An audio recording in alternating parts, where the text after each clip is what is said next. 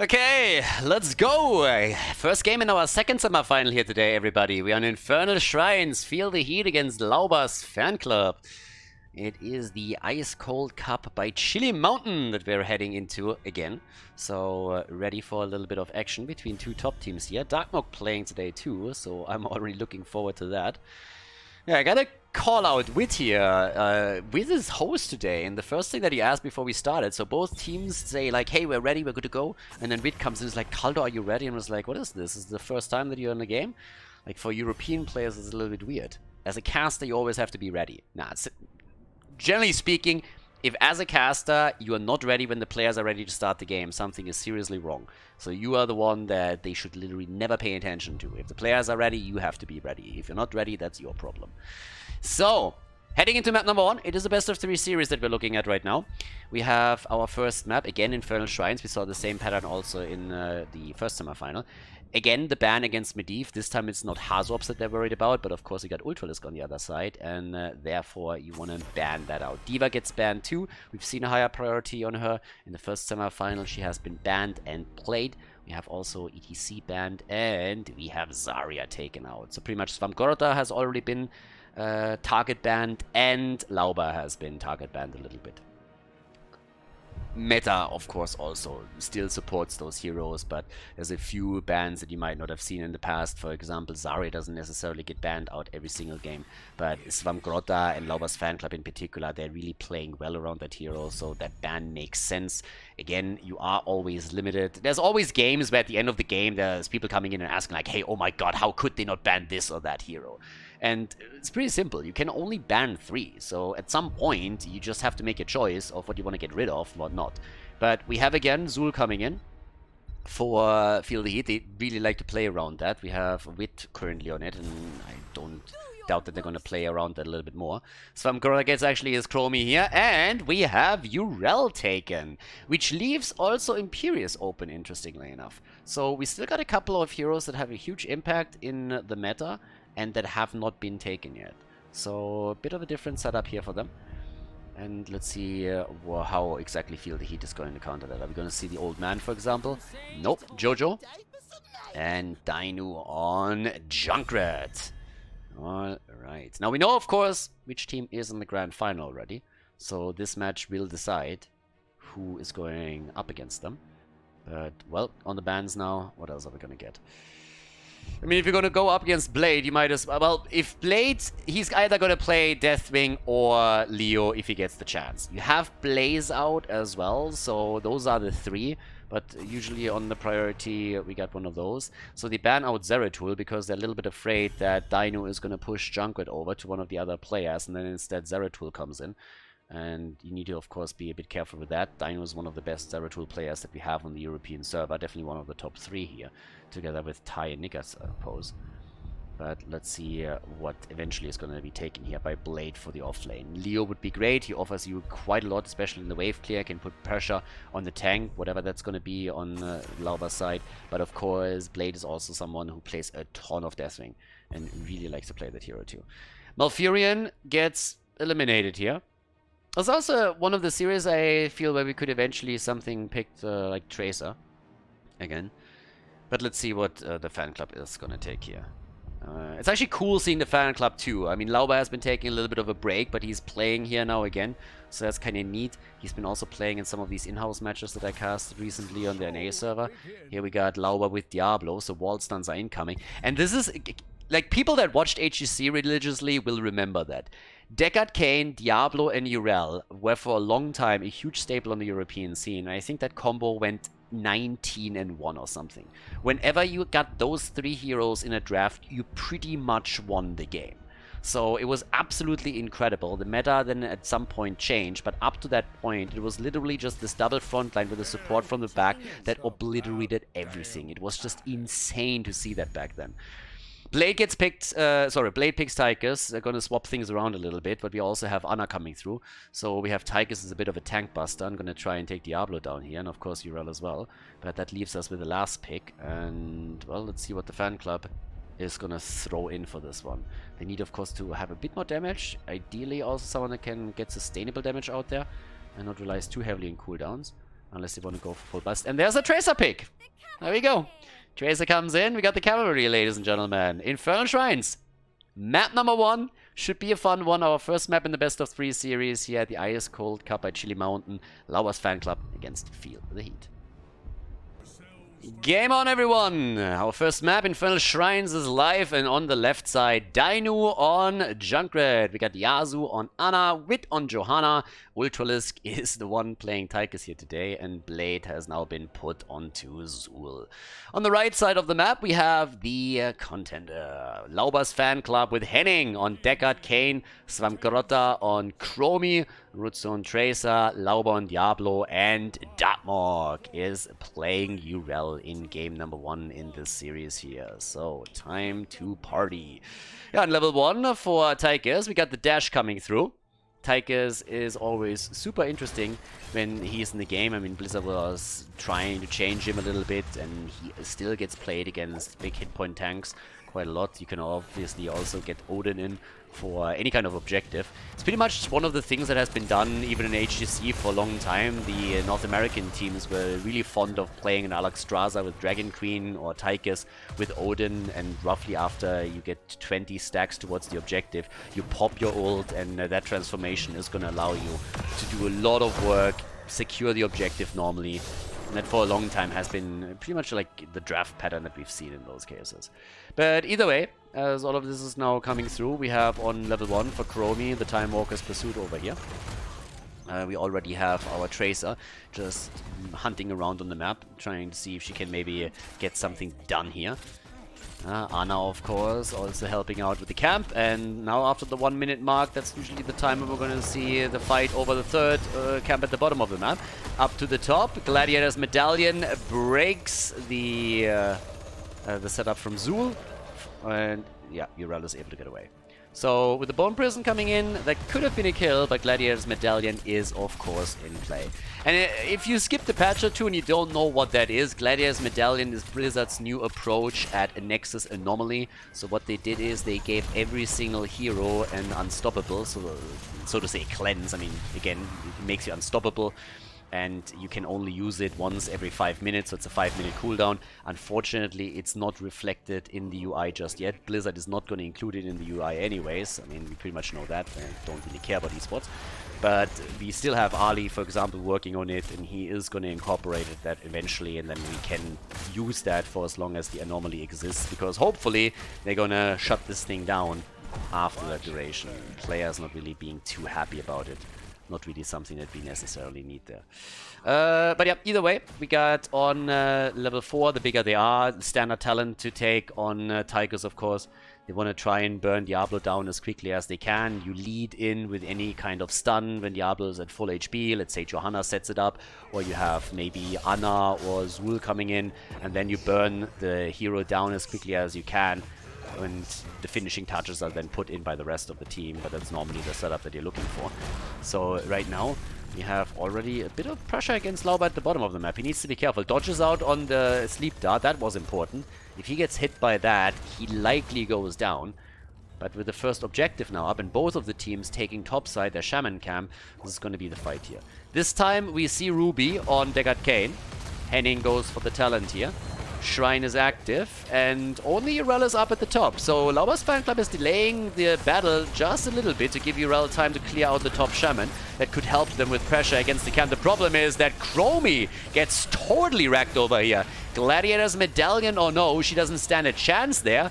That's another big cooldown, by the way, used by her. So she's going to be back in another 9 seconds, but she's going to have to wait nearly 5 minutes until she can use that again.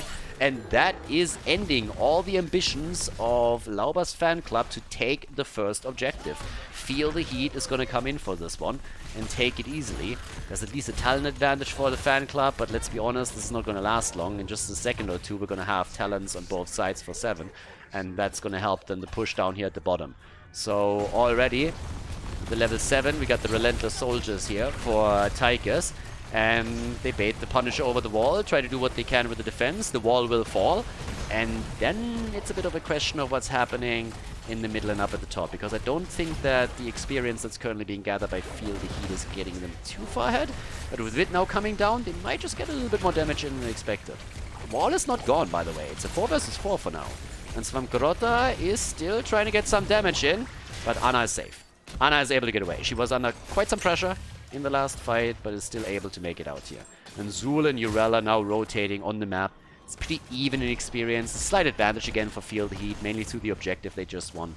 And off we go. Up here comes the attack again against Zul. Blade able to move out. No problem for that. And yep, not bad. Svamgrota sitting there defending the bot lane, but the tower falls regardless. And all the way up at the top, Darkmok is now trying to make a stand against Blade again.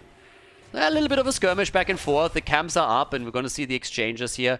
They're always attempting to get a gank going with Darkmok and Rutsu both at the top. They might actually get this one, and yes, there we go. Nicely played.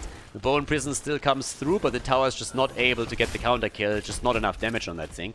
And with that kill, we all of a sudden see the Fanclub draw even in experience. So good for them. Tychus is taking over on the EXP though. Needs to be very careful since both Rutsu and Darkmok are still there and are still trying to get a kill. Uh-oh, and that's starting to become a problem. Ultralisk nearly walked into it, but now Darkmok and Rutsu are trying to set it up. Nice use on the Gladiator's Medallion again, but it doesn't matter. Ultralisk is still dead. He initially got away from Urel thanks to the Unstoppable, but now, of course, Urel with the Divine Steed heads away. Tracer escapes too, and, well, that's 2 kills against 1 for Feel the Heat. We have the ults taken, and the Falling Sword is in. Usually that's something that gets used a lot against Ana, but particularly by Feel the Heat, we see a lot more Falling Sword lately than we do see the Blessed Shield. And if you have a couple of stationary targets on the other side, like a Deckard Cain, then you can put enormous pressure onto them by simply jumping with the ult over, and that's what we're going to see here as it continues, especially with the Riptide as a potential follow-up. And we also got the Eye of Horus on level 10 for the hero. So here we go. Another fight in the middle though. But nothing too crazy just happening yet. Diablo was hit by the sleep dart. Oh, Urel might be in a bit of trouble. She's not the only one. Blade also in a world of pain here. Goes down as we have Deckard Cain coming through with his own ult. It's still a 5 versus 4 in favor of the Fanclub. 3 kills to 1 for them, and the Shrine activating in another 15 seconds. Ults mostly up. Urel had to use her ult though. So did Zul. So those are 2 heroes that will very likely not be able to get their ults back up for a potential fight over the objective. So those are resources you have to play around a little bit. But as it continues, we also have the Sands on Chromie on the level 10. With Gladiator's Medallion in play, Temporal Loop is always a little bit of an iffy one. I mean, even if the loop is being used and Gladiator's Medallion is pulled on the other side, it's a cooldown win at the end of the day. But of course, the ult itself doesn't really get all that much value any longer if everybody has an Unstoppable that it can use to dodge out on the drawback. Over here, it seems like they're going to let this one slide. There's nobody making any kinds of play for it. So yeah, they're playing this a little bit slow. No jump onto it. 34 stacks already acquired. Yeah, there's no way they're actually going to make any commitment here. So right now, there's a potential jump again. As you can see, we also have now still a little bit of a poke. 1 last minion missing. And with Chromie in the mix, there's pretty much no chance of catching up on this. Top side gets defended, and well, there it is. Arcane Punisher is in. Yeah, and of course, with that, at least the front wall should fall down here. We don't really have them going for it just yet. Laubers is currently sitting at the bottom, getting the last few experience points as he moves up top. And we already have the bait over the wall, so the Punisher needs to be careful here. Top side, Jojo, still in a decent spot. That's obviously the beautiful thing of you playing with Falling Sword. It's not only a fantastic tool to really put damage onto the backline and pressure them, but if you are getting ganked, it is also possible to use the Falling Sword as a panic button that allows you to just rush away. In this case, it's not really needed. We're just still able to move away. That's a beautiful shot, though. That's a fantastic one. They get some serious damage on Rutsu, take him down to 50% HP, but since they didn't have a stun in that situation, it doesn't really matter anymore. If that's a Blessed Shield pick on Johanna, in this case, she's dead. Now, of course, again, there's very different reasons why you would pick those 2 ults, but in this particular moment, the only thing that saved Tracer was that there was no stun around. So, yeah, Nicely done by Rutsu here, but a fantastic sleep dart, of course, from Ana in the first place. 13 talents ready for both now. And, well, with that, we have now 12,000 damage on Junkrat. We got 14,000 damage on Tracer. Just nibbling away the entire time. And, I mean, this little running circles around the opponent. But they're not really engaging into too many fights right now anymore. So we currently still have pressure at the top, and Darkmonk is actually getting a lot of value for the team here.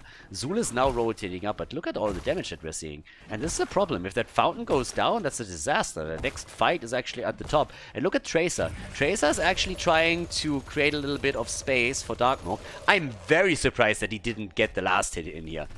Not taking down the fountain is missing out on an opportunity to take lane sustain away from an opponent before the objective spawns on the map. So with the shields regenerating, that's a problem. I think he was definitely in a spot where he could have gone for the final hit before he moves out, but either way, they decided against it. Maybe he also thought that he already had enough to take it down here, but either way, we have on the level 16 talent now the Shifting Sands. Not a single fort has fallen yet. All the forts are still up. Bot lane has taken a beating, but the forts are all still there. And now it's, of course, 10 minutes into the game, time for the camps again. Gonna take this late, waiting for the objective first.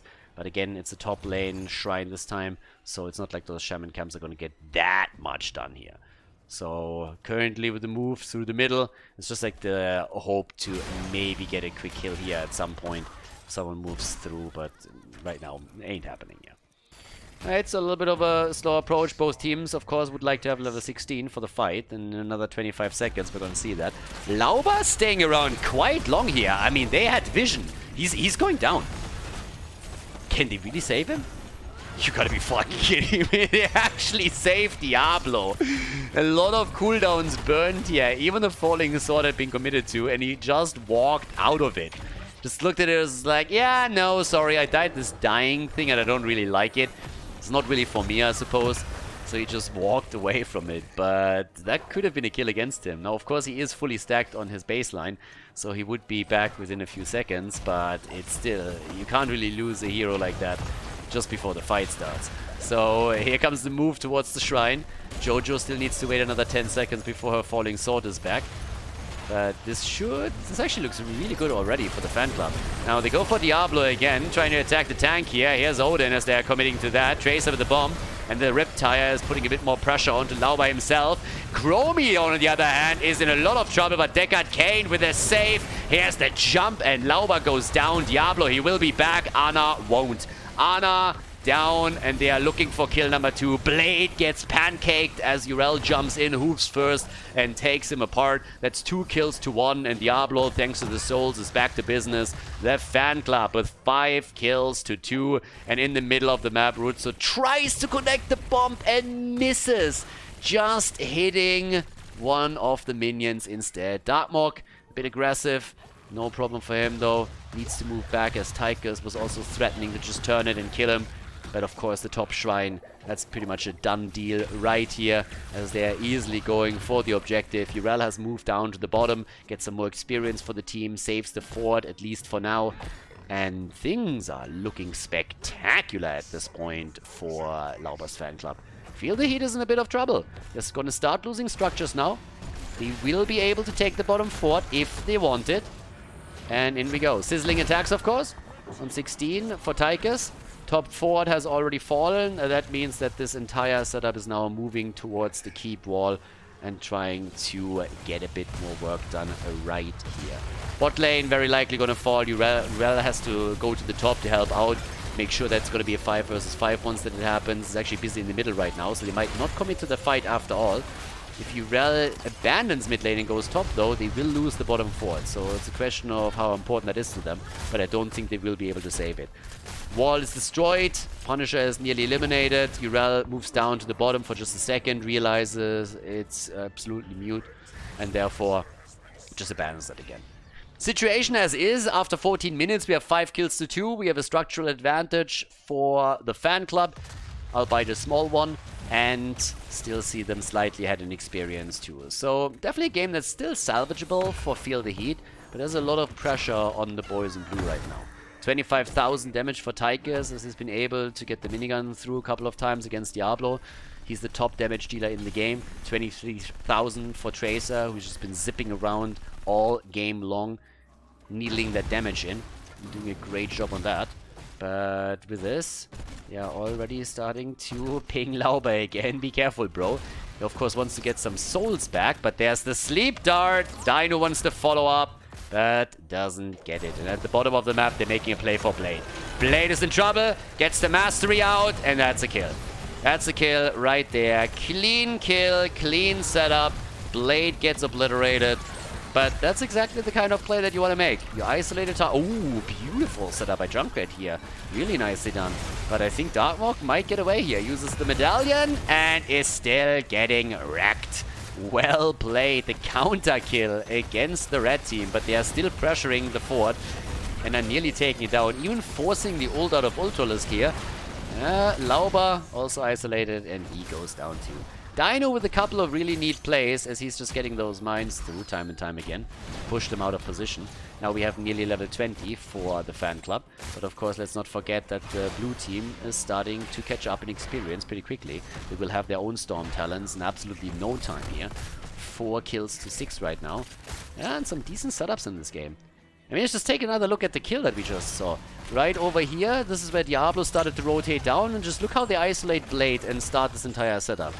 They move in, they know that Urel can easily sustain that, they get the kill, can walk out. Of course, eventually we see Urel fall too, but these kinds of plays is what makes the fan club so incredibly dangerous. Because they're always ready to just jump on a target, isolate it, and blow it to pieces. We have, with level 20 talents, now also the Heaven's Fury in. We got the big red button committed to. And Chromie, by the way, has gone into the Unraveling. So we see her with a lot more control now in those fights. Whereas Tracer has helped to take the bottom fort down. All the way up at the top, we have Zul and Urel pushing lanes out a little bit further, with the next shrine now spawning in the middle of the map. This is the big fight. I mean, level 20 talents are finally ready. The teams are setting up the lanes, which also means that Jojo moved down to the bottom of the map, used the ult, got the cooldown reduction, and is able to take now the camp without any problems. Another 6 seconds until the shrine is ready, and with that we're heading into what could... I don't really think it's going to be the last fight in the game, since both teams still have forts in the middle. But it's definitely going to be one of the impactful ones. And that's an early commitment to the big red button already, trying to play that one out. Jump into the back line, gets the cooldown reduction a little bit. Immediately the Gladiator's medallion, so another big cooldown already burned. Svamgrota needs to be careful over here. And just look how Wit is pressuring that back line over and over again the entire time here. Exactly what he took that talent for. That ult. Uses his own unstoppable as they're moving through and gets another ult through with insane cooldown reduction here. 17 to 29 points though. Laubers fan club is still ahead on the objective. But here comes the push as the blue team is trying to take over. And they're starting to close the gap quite quickly. Dino still up at the front. Darkmok is jumping in. Apocalypse zones them out. Forces them back. And another ult. And oh my god. Wit is setting his team up for one kill after another, but he gets attacked and could even fall here. Diablo is dead too, and we see another kill as Junkrat is also taken down. 7 kills to 6 now. The fan club, they are losing Diablo, they lose Rel, but Junkrat is down. Punisher is still pushing and is trying to get bit down here. Chromie, on the other hand, yeah, she's gonna fall here, isn't she? No, Henning able to keep her in play. Yasu goes down against Tracer. What a setup. All of a sudden, this game is all over the place. 4 versus 4, top lane pushing. Keep is gone. And the mid lane pushes as well. The keep is lost. The bottom lane is still pressured by Feel the Heat's catapult and camp. But I don't think it's going to come to the keep. Chromie is already moving in to try and deal with this. But oh my god. That last fight went everywhere. Let's actually take a look at the finish on this one. I mean, there were some beautiful moves. Not only the jumps that we saw from Johanna. I think she got 3 of her ults through in this fight. But that double kill just as the red team claims the objective. Honestly, it might have even won the game. Just think about it. If both Diablo and Urel survive as the red team locks in the Punisher, they might have been able to go through the keep in the middle and maybe even go to the core. So, Feel the Heat at least being able to get those 2 guys, that helped a lot. Right now, we got 42,000 damage on Tracer. one of the 3 heroes that didn't die in this game yet.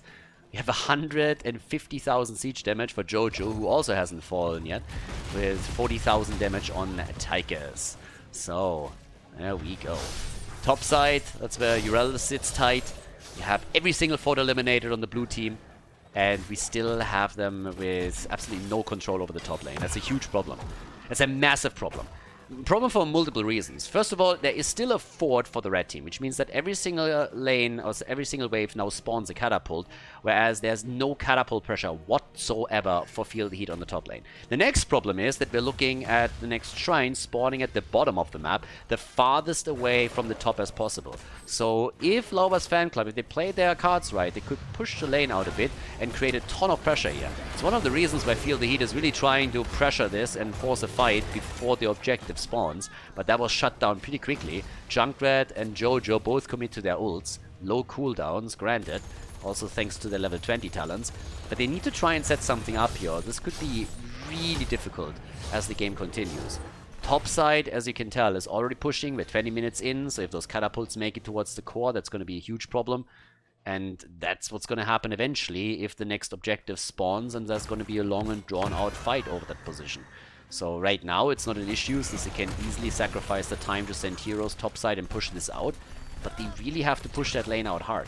And in an ideal world, they would like to take this camp, but that's still another 2 minutes off. And over here, there is a bruiser camp, so if the red team takes it before the next shrine spawns, it's going to be great for them. They're double checking also what's going on, because of course Feel the Heat know all of that. So they're checking the camp. They hope that they can invade this and maybe force a fight here.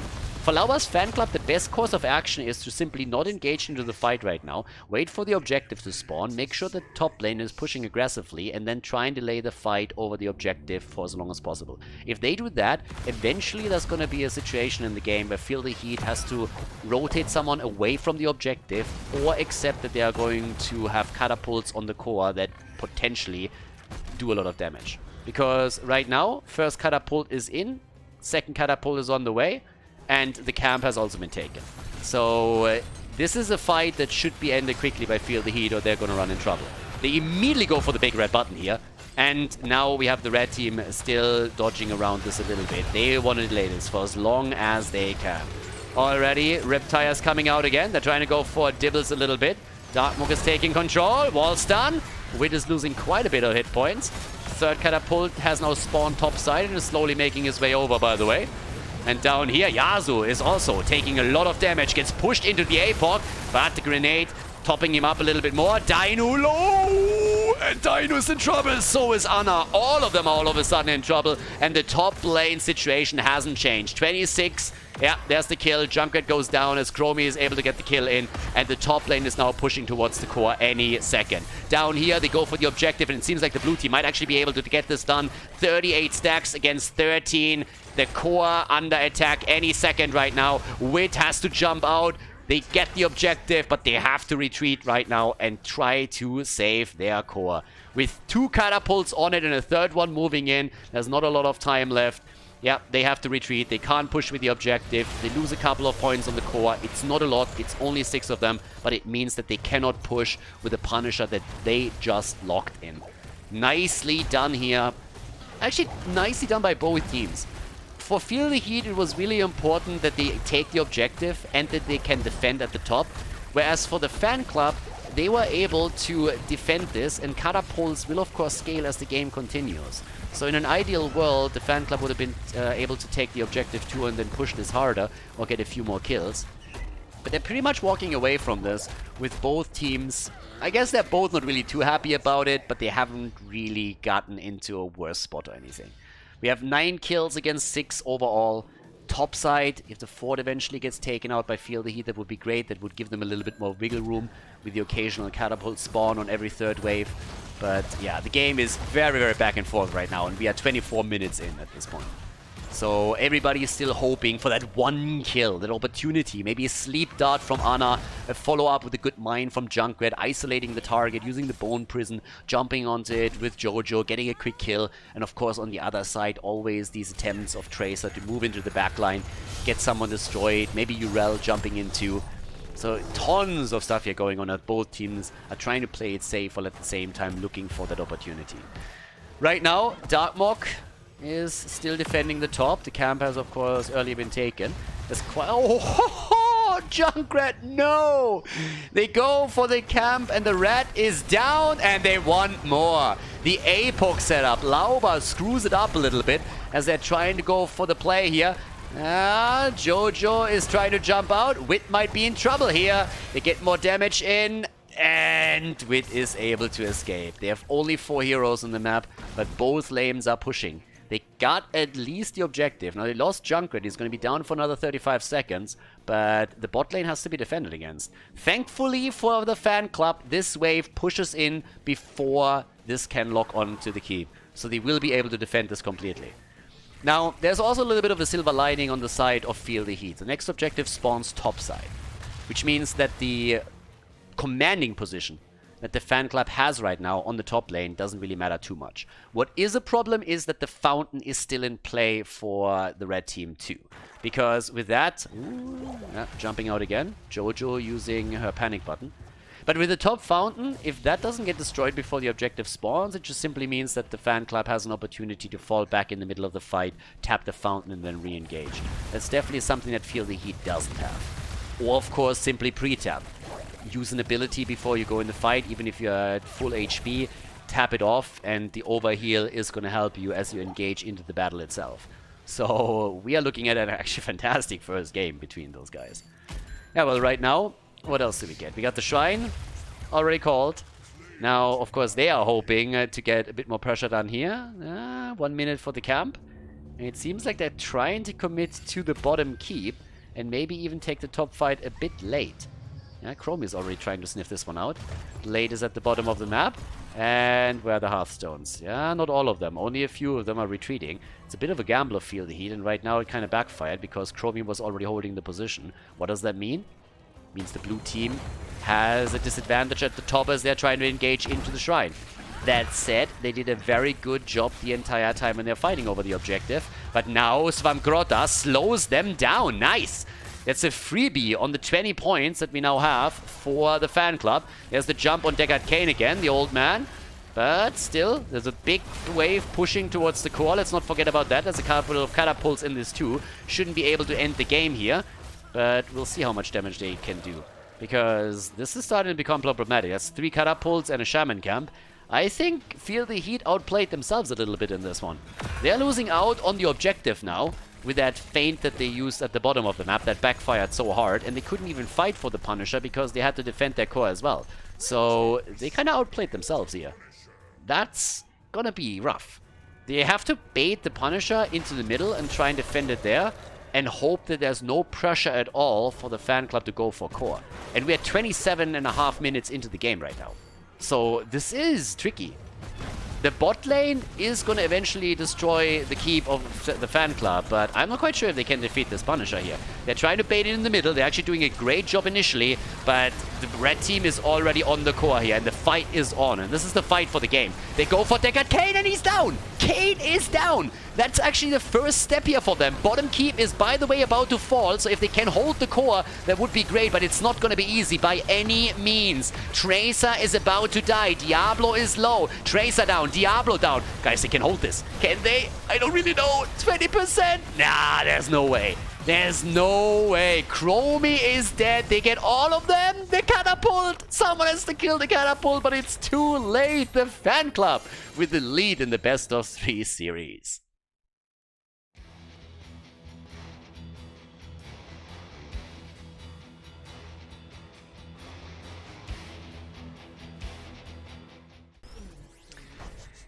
Game on, boys and girls! We have the second map in this best of 3 series, the semi-final of the Ice Cold Europe Cup by Chili Mountain, coming up right now. We got Feel the Heat against Laubers Fan Club, and on Infernal Shrines, the Fan Club was able to lock in the victory. So, yeah. What do we have this time? I mean, it's a very different map, and there could be a couple of heroes that we have actually not seen today in the tournament just yet, given the map and the circumstances over here. Interesting enough, I mean, we had even a ban against Sergeant Hammer previously. This is another... This is the map where Rich back then in the days actually brought Sergeant Hammer back, which was kind of cool. But yeah, let's see what the fan club is going to do here, and of course how Feel the Heat is also going to react to this.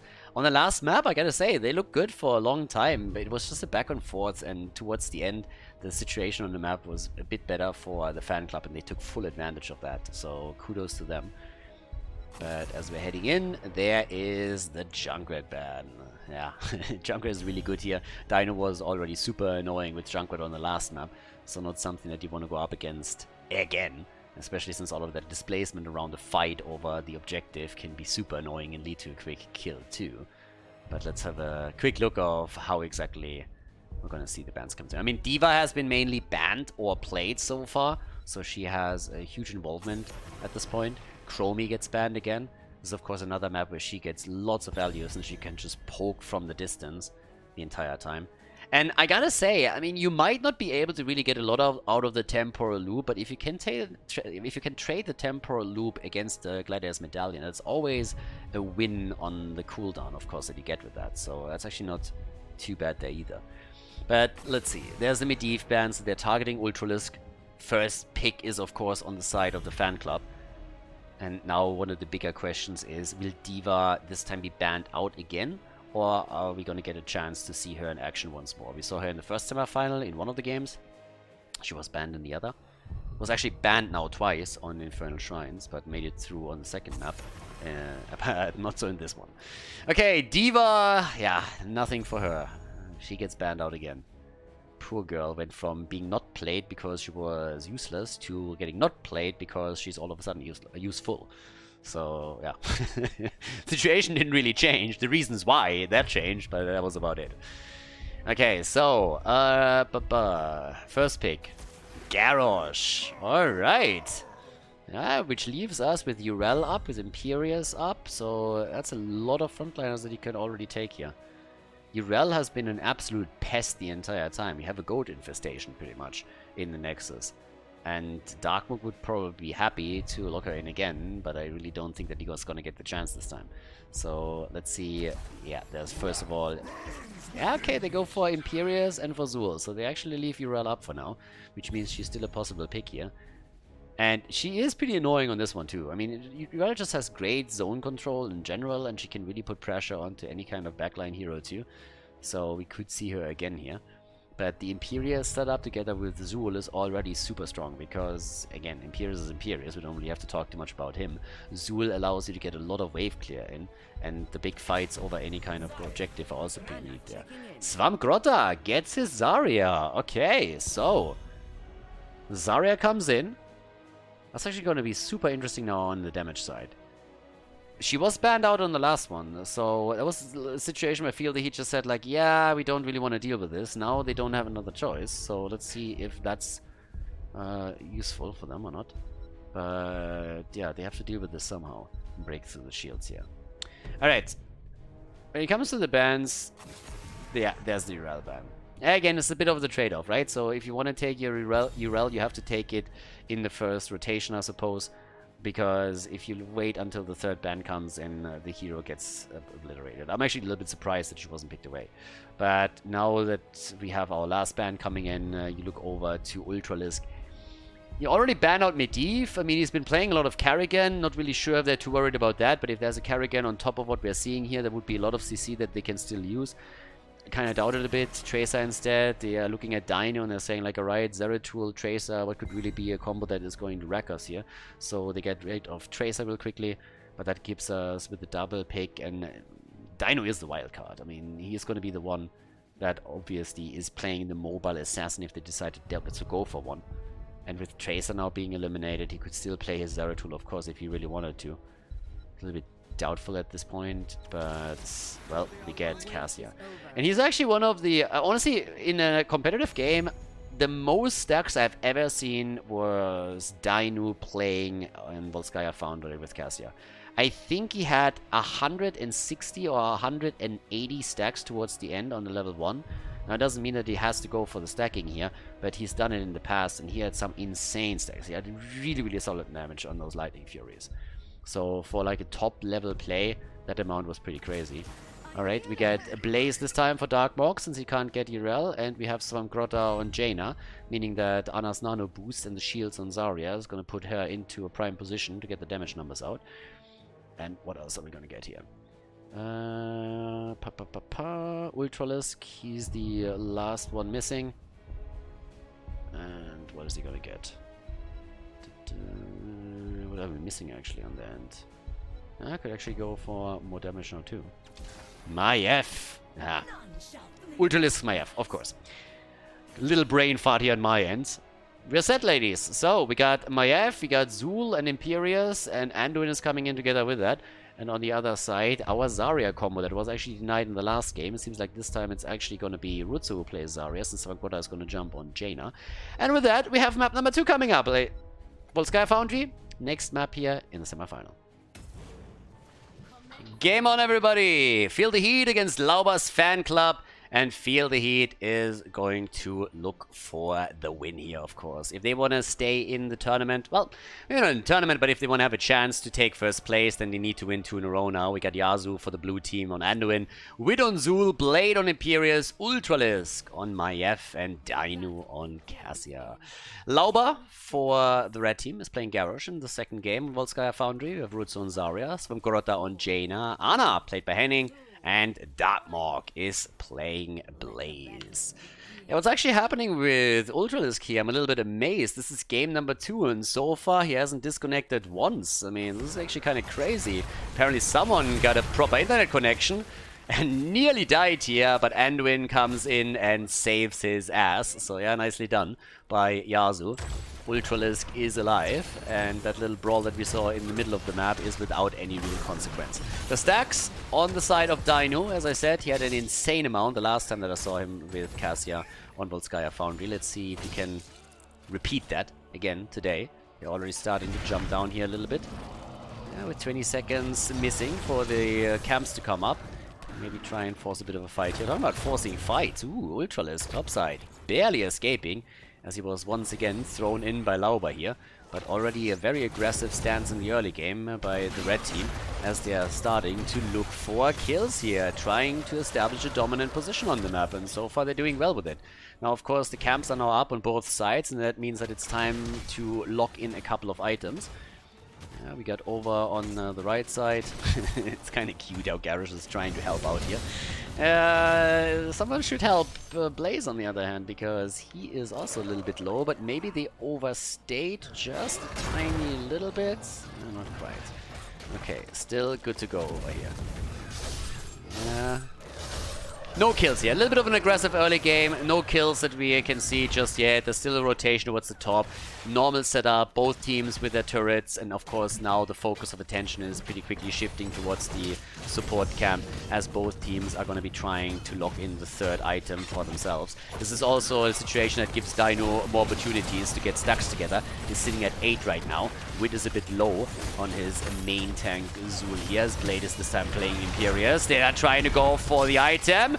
And who's gonna lock it in? It's Lauber. Able to take it. Anna goes down, and they're trying to follow up with a second kill against Dino. Shut down here, but the turnaround kill against Garrosh. Oh my god. Garrosh down, and Darkmorg missing the mark here as he's trying to turn with the jet propulsion and hopes for another kill. Item gets used.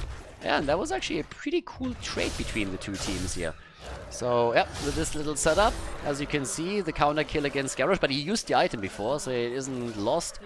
And then the miss on Blaze. He hits one target in the back, but of course he was hoping for more. He was hoping to set up a kill for his own team. When the dust settles, we still see Feel the Heat with 2 kills to 0. Now more that they can actually take over here. So level 4 abilities are by now in. We have for Jaina the Arcane Intellect, the Speed Barrier, of course. One of the most powerful combos with Zarya is still her Speed Barrier on level 4 together with Garrosh, because it allows him to just race car into the opponent's backline and flip a target into the team. And this is actually a true and tried Laubers Fanclub original. They used that for the first time on Volskaya Foundry. It was ages ago, and it was super popular, and that led to a lot of Zarya kills then. Talking about kills, Ultralisk nearly getting killed here, but he is like a cat with 9 lives. It's like the 3rd or 4th time that he escapes sure death, whereas Jaina at the top gets locked down, literally locked into a corner, and then obliterated. So that's now 3 kills to 0. And Feel the Heat is opening this game up with a lot of real solid kills. I mean, they haven't really taken a massive lead in experience or anything, but they are now ahead on in kills. Get a bit more control and are now slowly starting to take also control over the objective once more. So the situation for them isn't really too shabby, considering that they have to win 2 games in a row now if they want to make it to the grand final. If not, then they're going to play for 3rd place here only. So 3 kills to 0 right now, level 7 abilities for both teams. And also here the setup for the next turret of Go. Yeah, right now we got the little play on the left side too, as both teams want to get the 2nd turret. We have 15 stacks by now on Cassia, on her level 1. So Dino is slowly starting to get some additional damage in. That flip once more, and Anduin with the immediate save. That's one of the beautiful things if you have an Anduin player going up against Garrosh. Whenever that first flip happens, he can come in with the trade and rescue the target. One of the main reasons why I think Yasuo actually went for this one too. Wit is also getting flipped in again. This time the cooldown is not ready, and that leads to the death of Zul. First kill for the fan club right here. Nice. And that could be the first objective too. Despite the fact that they're still behind in kills. Oh, are they though? Yes, they are. They lose another one. Uh-oh. Do they even get to the Punisher Protector? They're losing everything. Yeah. What are you going to do with the Protector when your opponent just simply kills all of you? So that fight, I mean, the Protector's on the ground, and it doesn't matter at all because Feel the Heat just kills everybody that tries to enter it. I gotta admit, this is the first time on that level that I've seen that. So level 10 abilities are there. We have 6 kills for 1. And this is a bit nuts. Okay. So, yeah, the Protector doesn't do anything. Honestly, I think this is the first time that I've seen on this level of play the first Protector drop and they can't enter it. They're literally just waiting it out right now. This is the best Protector defense I've ever seen. I still can't really believe it. They also have, of course, now a level advantage because they got all of these kills in. Can you imagine how annoying that must be when you win the objective and you can't use it? I mean, it was absolutely perfect here. So, level 10 abilities are finally ready on both sides. But that was definitely meme-worthy right there. So, you win the objective, but then you can't use it. Good job. Locked down hard. I mean, either way, we have now also 28 stacks for Cassia. Keep that in mind. So, it's not only that they lost so many heroes, but it's also that Cassia just got a lot of stacks in. And she gets saved! What? No! There's the kill. Alright, that was a fun one too. Actually, we're going to take another look at this. Look at this one. So first of all, they rotate up top to take Cassia down. Then they come in, the taunt comes through. Then Anduin says, not on my watch, saves her. And just a second later, there's the kill as they're moving in with another party grenade. So Dino dies eventually, but he's still sitting on 30 stacks, which isn't too bad. We have the nano-boosted Ana trying to put some pain onto Zul. And Laubers is also not really looking too healthy anymore over here. Ultralisk comes in, the cage is down. Oh, Wit! Oh, the end of Zul. Wit is dead. Dino comes in a bit too late. And now they're going for another kill. And they are gonna drop. Yes, Maiev. Maiev has at least a counter kill against Jaina, but holy macaroni, baby. These fights are starting to become spicy over here. I mean, damn. Oh my god, the heal dart! And the attempt to go for Anduin. The problem is that the red team is also a little bit low, and that's the end of Blaze. Yeah, it looked good for them. They were trying to get the kills, but instead they lose too. What's going on here? I mean, damn, son. This is like aggression all over the place. I mean, just look at that last fight here. So this setup was just crazy. So Maiev was trying to jump out, gets burned down, she dies, and they're turning it against Jaina. What a brawl. Just fight after fight after fight. And the same thing happens to the blue team now. They try to invade the bottom and go for the objective, or sorry, for the item, but then they lose Imperius, they nearly lose Cassia, and of course they didn't grab the turret either. I mean, seriously, it just comes from one move after another. It's nuts at this point. It's absolutely nuts. 40 stacks for Cassia. Objective is spawning. Both teams on level 13 talents. This is starting to get nasty.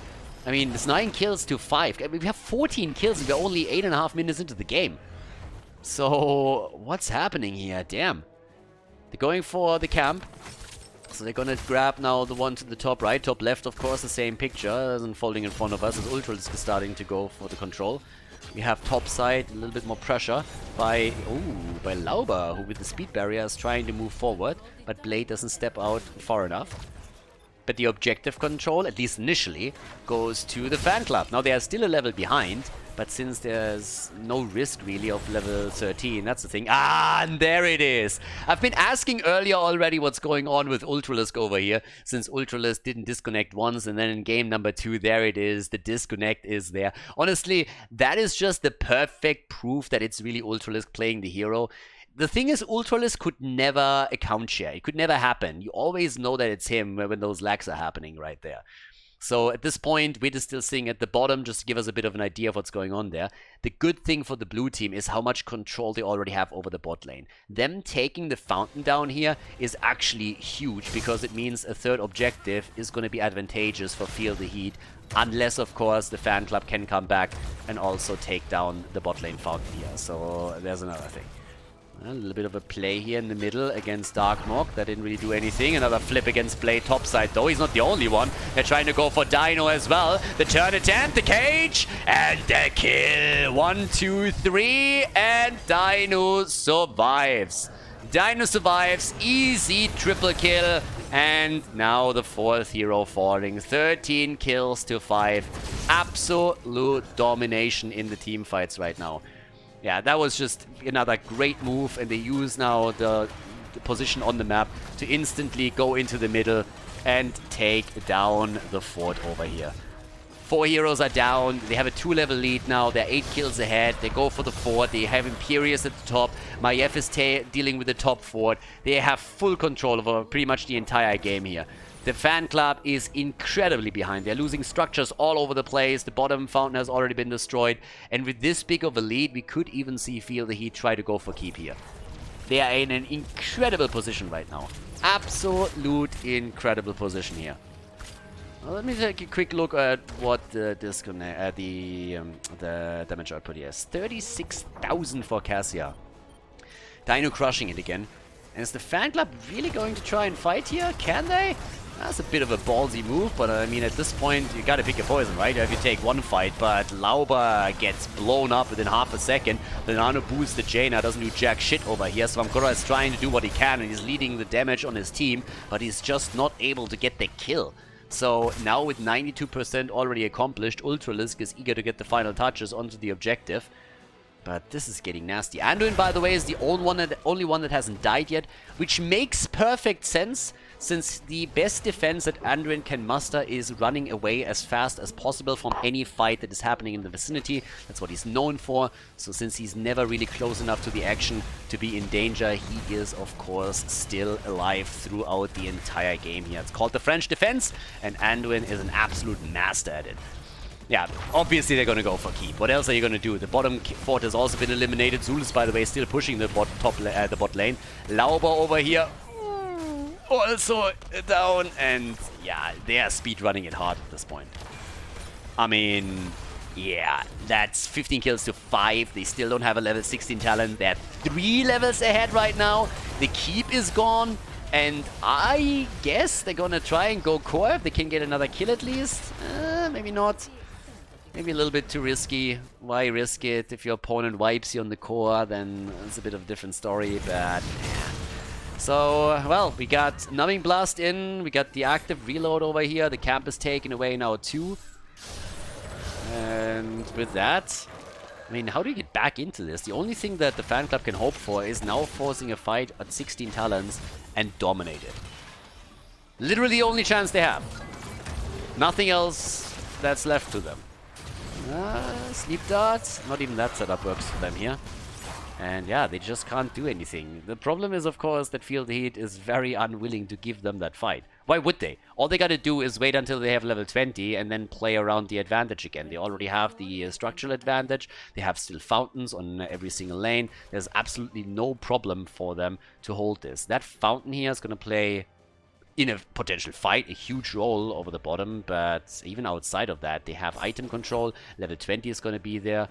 It's a pretty sexy setup that we're now seeing for Feel the Heat. And the damage output on Cassia is also not too shabby. I mean, with 62 stacks for him, he is looking pretty good right now. 48,000 puts him easily into the top damage position. Dino doing fairly well at stacking. Problem for him is that the opponent's team dies too quickly, so that doesn't allow him to stack enough. But now that they have level 20, they can easily siege up on either the keep, wait for the objective. I mean, they can pretty much do whatever the fuck they want. You can't, they're in the best position possible. So they can siege up now at the bottom of the map, slowly poke this down as much as possible, try to get a few more stacks together for Dino. If someone hides behind the wall, they're already burning this down quickly, which is of course making a protector push even more dangerous. And yeah, things are rough, really rough for the fan club. The fan club is pretty much just sitting there and taking the beating and hoping for any kind of opportunity to turn it. Any kind of moment where they can go in, flip a target with Laubers' help, and then burn it down with a nano-boosted Jaina. But up to this point, Feel the Heat has done an incredible job of just shutting all those attempts down.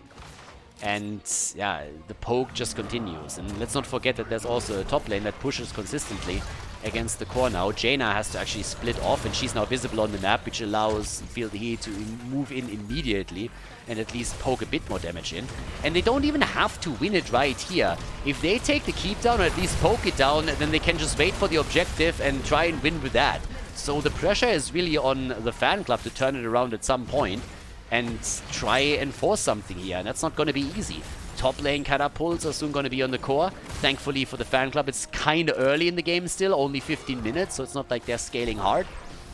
But this keep has taken some damage, the wall is gone, and now the objective is spawning, which allows Zul to move back right away and take this.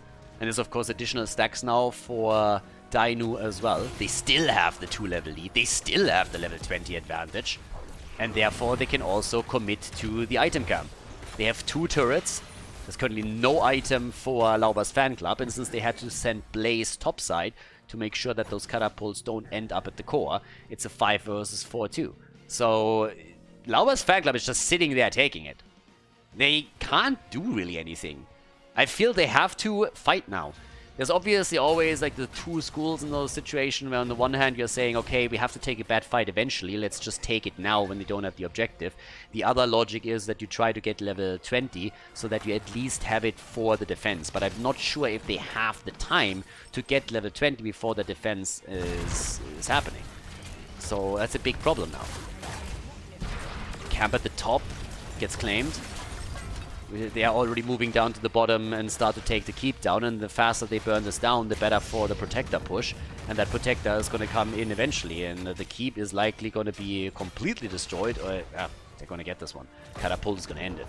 So the keep is down, the protector is in, and yeah, level 20 is still half a level away. This is looking bad. This is looking really bad for the fan club. I don't think that's going to be possible. They're going to try.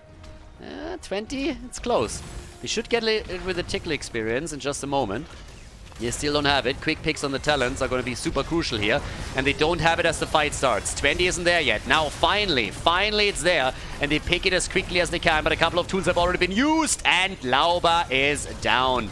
Lauber eliminated. Protector on the core, and they're starting to lose Ana too. Henning is already on the run. The cage was down. The defense is ready, but it's not strong enough. The Protector is murdering this. Shields are gone. The core down to 20%. And this, ladies and gentlemen, is victory for Feel the Heat as they tie this series and force map number 3 in this semifinal. GG. Well played.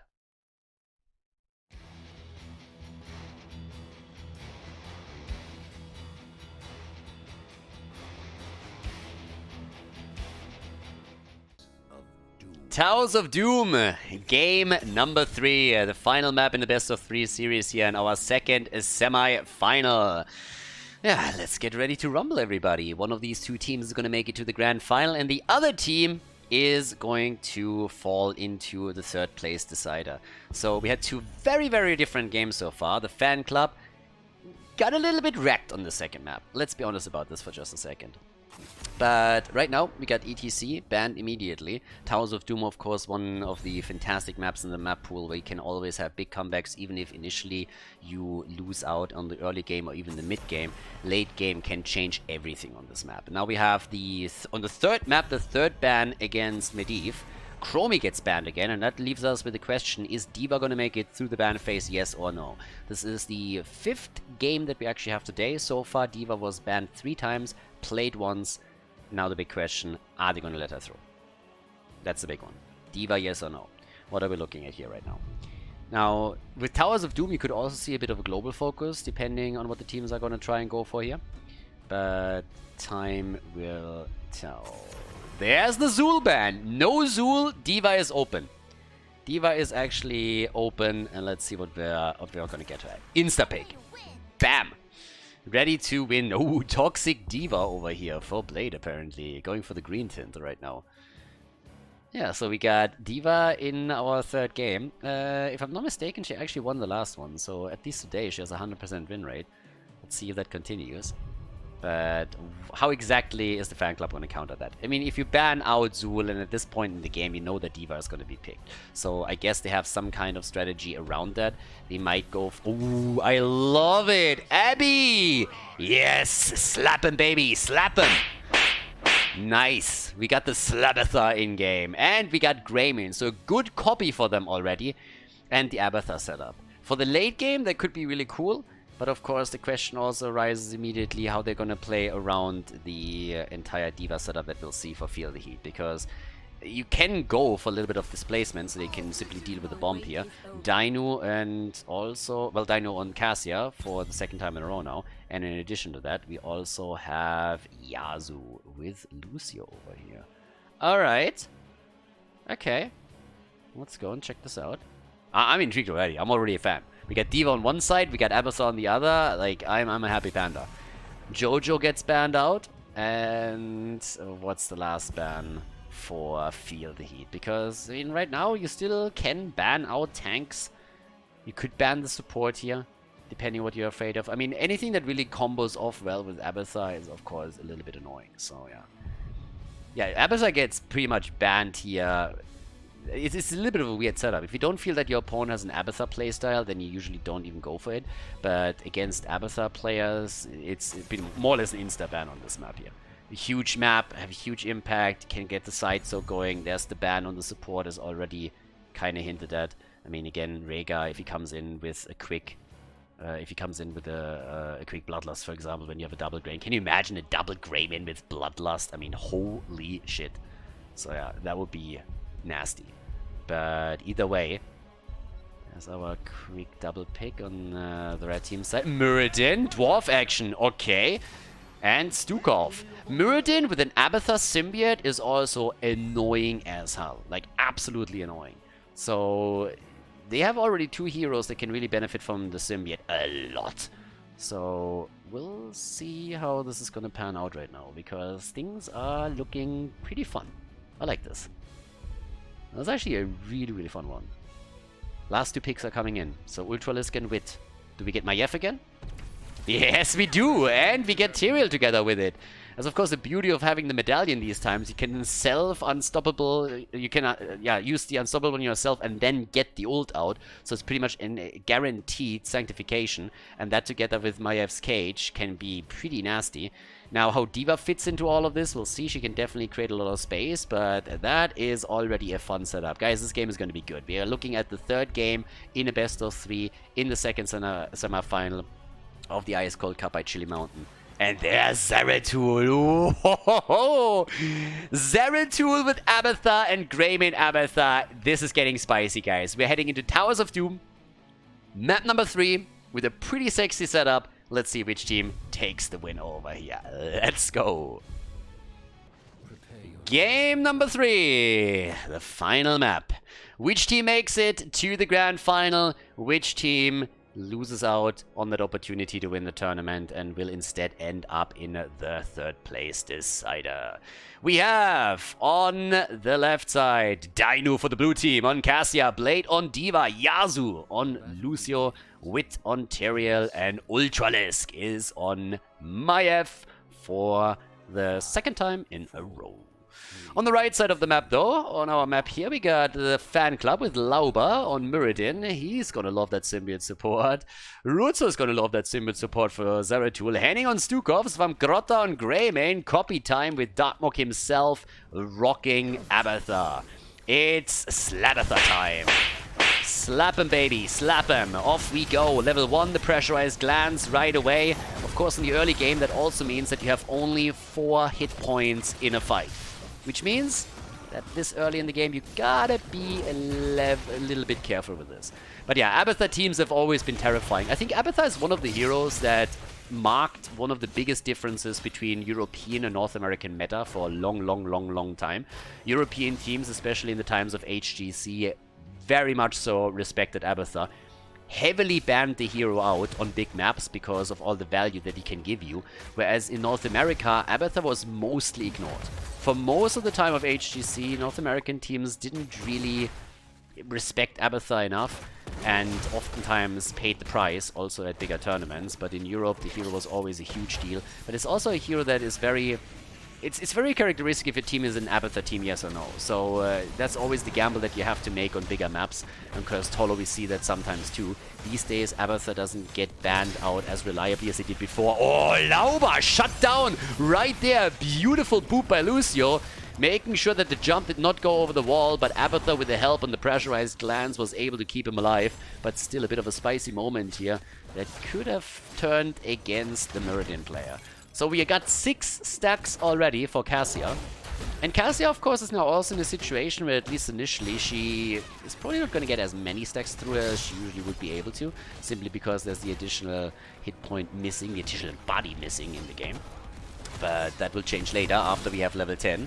As our level 4 talents already chosen. Still a little bit of poking happening. Abathar in the meantime sitting in the middle, and Lauber again heavily focused over here. The dwarf is able to jump out, but Svamgrotta might now be the one in trouble. And there's the kill. Well played, especially by Lucio. Yasu moving in and just booping him back into the action, using the displacement to ensure that Greymane goes down. Nicely done.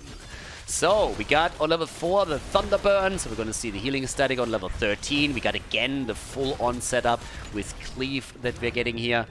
Well played for them too.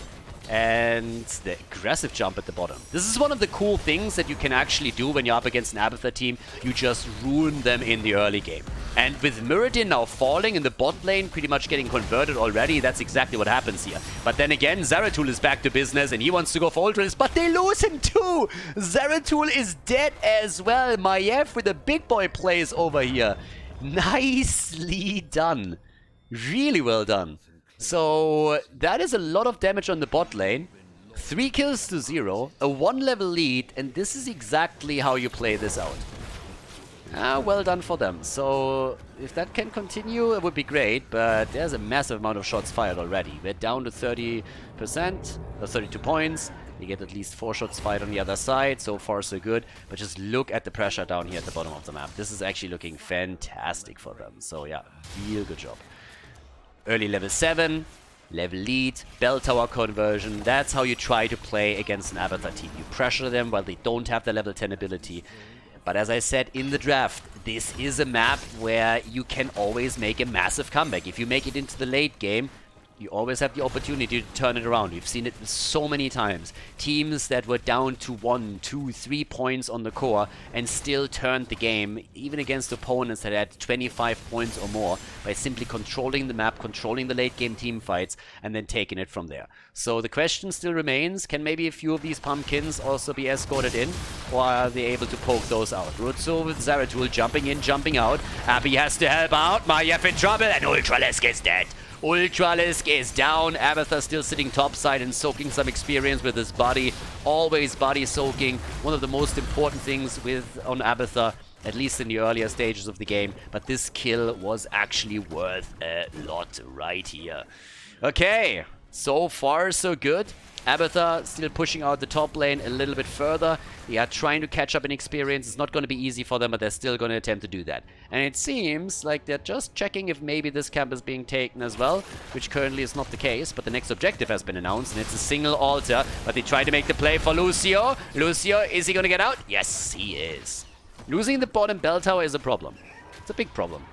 You are in a situation where not only does your opponent now have 5 bell towers under their control and gets more out of channeling every single altar, but also the bot lane control allows the blue team to escort camps now into core range and get maybe a few more shots connected. Lauber with the Stormbolt attempt, dodged out, Juke Master 2000 set a low. Nice move on the other hand by the blue team to simply zone them out as much as they can. Shots are connecting and they're down to 27 points.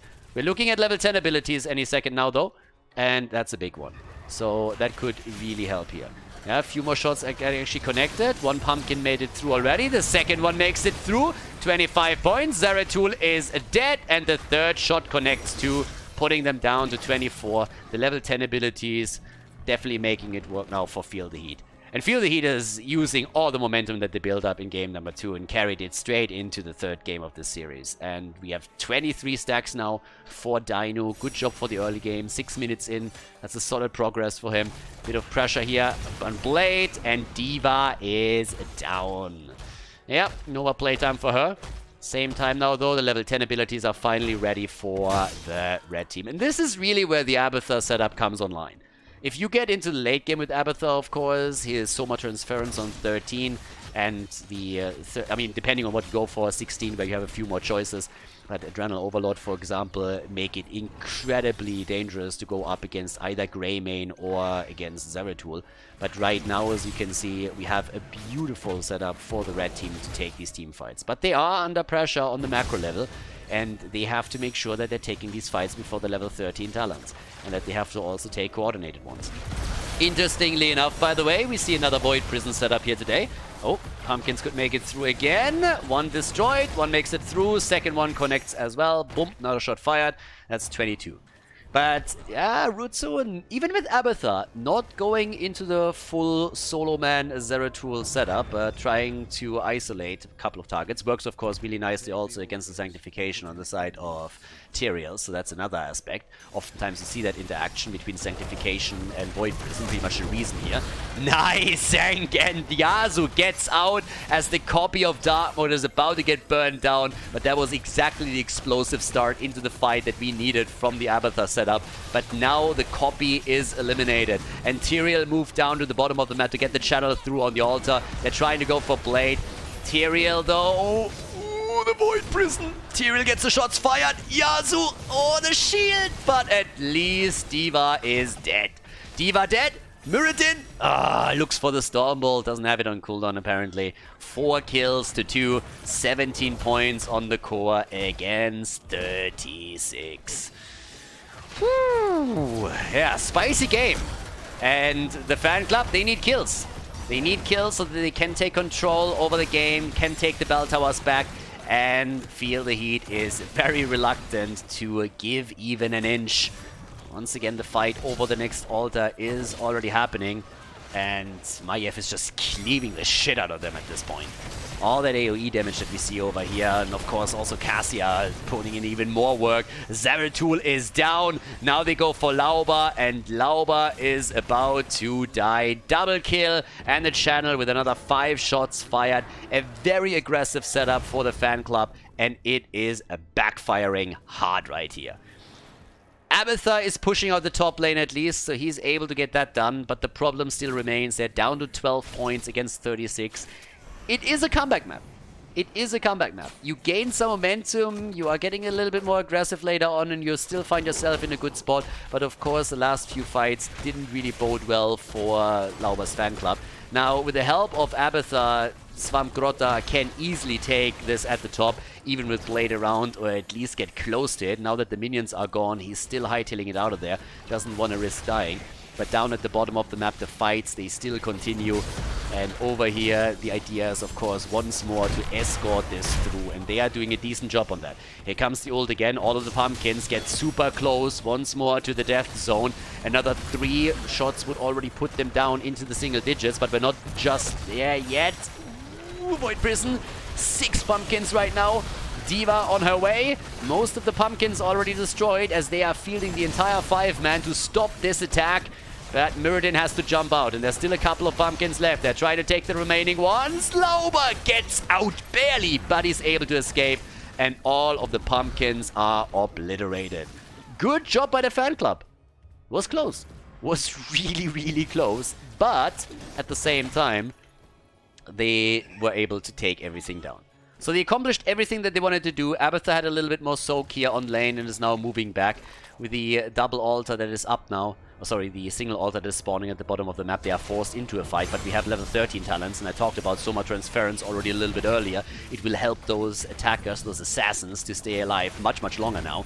And they are jumping into the battle again as we speak, trying to go for that quick kill. Copy on Abathur, already used. Henning in trouble, and he goes down as D.Va moves in for the kill, and they are on the run again. Feel the heat is shutting them down every step of the way. Laubers sucked back in as they are turning to take him down too. Svamgrota, the only one that might just be able to get away. But the 5 shots, they get fired, and that puts the red team down into the single digits. Zeratul rotating topside at least helps finally to reclaim one of the bell towers. The one at the top in this case, but of course the situation hasn't really changed. They are still down to only 7 points against 36. And that is bad enough, but on top of that, we also have a level 16 talent very, very soon now for the team in blue. Yeah, they're looking at a great setup right now, and it's going to be real tricky to come back into this. I mean, I keep repeating myself, it's still Towers of Doom, but of course, if so much momentum is now being pushed on you, then things are still looking pretty bad. And the bot lane defense is just happening time and time again, as we have pretty much the fan club just holding on dear life. I mean, they can't really do anything. Keep in mind that the boss is up, of course, too. So that's another 4 points if you get it. Lauber gets sucked back in, a little bit of slapperoni, as in this case, Stukov comes in and slaps them around a little bit and tries to create some space, but the pumpkins are now moving through.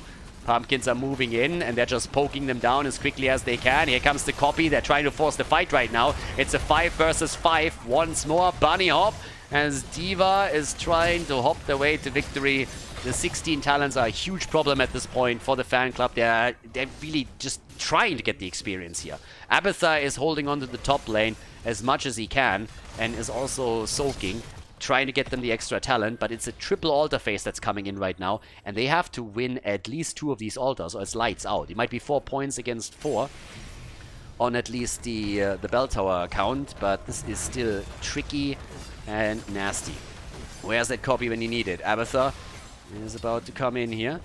Yeah, Abathur is actually sneaking in deep. Abathur gets the first channel, can go for the second. Down here the fight starts. There's the explosion. Oh, but the double kill. Oh my god. Stukov down. They lose Greymane. Now Zeratul is in trouble as well. And well, he barely makes it out. Abathur has taken the top right. So they won at least 2. But this is going to be real trouble. This is going to be a game. At this point, Wit can go for the channel. The shots are being fired. And this, ladies and gentlemen, is victory for the fan club. Sorry, for Fear the Heat, of course. The fan club defeated as the blue team takes a 2-1 win in the best of 3 series.